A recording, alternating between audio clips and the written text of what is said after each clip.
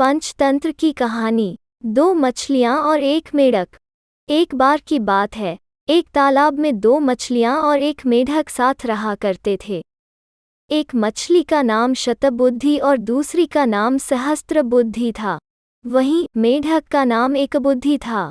मछलियों को अपनी बुद्धि पर बड़ा घमंड था, लेकिन मेढक अपनी बुद्धि पर कभी घमंड नहीं करता था। फिर भी तीनों आपस में बहुत अच्छे दोस्त थे।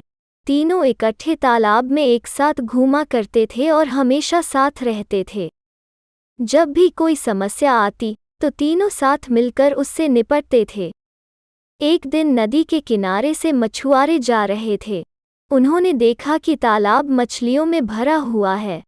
मछुआरों ने कहा, हम कल सुबह यहाँ आएंगे और बहुत सारी मछलियाँ पकड़कर ले जाएंगे। मेढक ने मछुआरों की सारी बातें सुन ली थी।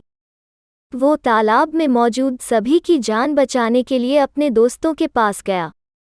उसने शतबुद्धि और सहस्त्रबुद्धि को मछुआरों की सारी बात बताई।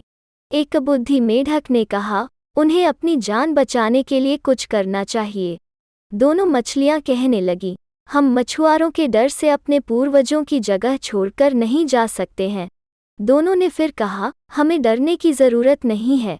हमारे पास इतनी बुद्धि है कि हम अपना बचाव कर सकती है।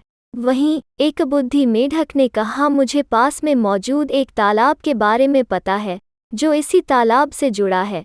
उसने तालाब के अन्य जीवों को भी साथ चलने को कहा, लेकिन कोई भी एकबुद्धि मेढक के साथ जाने को तैयार नहीं था, क्योंकि सभी को शतबुद्धि और सहस्त्रबुद्धि पर भरोसा था कि वो उन सब की जान बचा लेंगी। मेढक ने कहा, तुम सब मेरे साथ चलो, मछुआरे सुबह तक आ जाएंगे।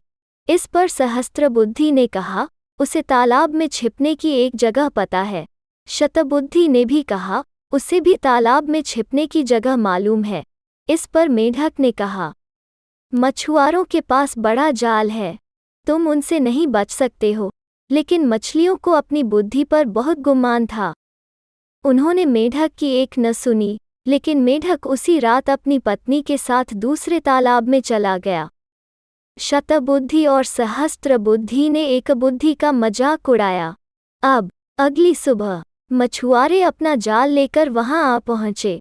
उन्होंने तालाब में जाल डाला। तालाब के सभी जीव अपनी जान बचाने के लिए भागने लगे, लेकिन मछुआरों के पास बड़ा जाल था, जिस कारण कोई भी बचकर नहीं जा सका। जाल में बहुत सारी मछलियां पकड़ी गईं। शतबुद्धि और सहस्त्रबुद्धि ने भी बहुत बचने की कोशिश की, लेकिन उन्हें भी मछुआरों ने पकड़ ही लिया। जब उन्हें तालाब से बाहर लाया गया, तब तक दोनों की मौत हो चुकी थी। शतबुद्धि और सहस्त्रबुद्धि का आकार सबसे बड़ा था, इसलिए मछुआरों ने उन्हें लग रखा था। उन्होंने बाकी मछलियों को एक टोकरी में डाला, जबकि शतबुद्धि और सहस्त्रबुद्धि को कंधे पर उठाकर चल दिए। जब वो दूसरे तालाब के सामने पहुंचे, तो एकबुद्धि मेढक की नज़र इन दोनों पर पड़ी। उसे अपने मित्रों की यह हालत देख बड़ा दुख हुआ। उसने अपनी पत्नी से कहा कि काश इन दोनों ने मेरी बात मान ली होती, तो आज ये जिंदा होती। कहानी से सीख, कभी भी अपनी बुद्धि पर घमंड नहीं करना चाहिए। एक दिन यही घमंड जानलेवा साबित हो सकता है। तो मेरे प्यारे भाइयों और बहनों, आपको आज की हमारी ये कहानी आपको कैसी लगी? आप लोग हमें नीचे कमेंट बॉक्स में बता सकते हैं।